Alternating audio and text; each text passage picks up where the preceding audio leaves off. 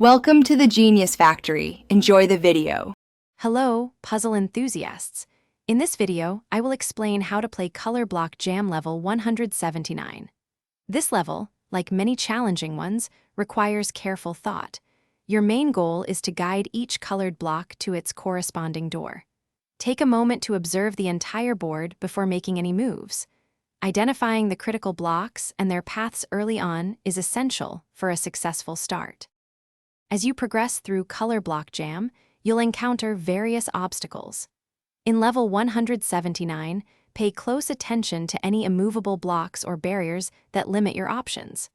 Focus on clearing the way for the blocks that have the most restricted movement first. Sometimes, moving one block can open up a path for several others, creating satisfying chain reactions. For a complex level like 179, advanced planning is key. Try working backward from the desired end state, visualizing where each block needs to be. Think several steps ahead to avoid trapping blocks or creating dead ends. Remember to use any available empty spaces as temporary holding areas, allowing you to shift other blocks into better positions.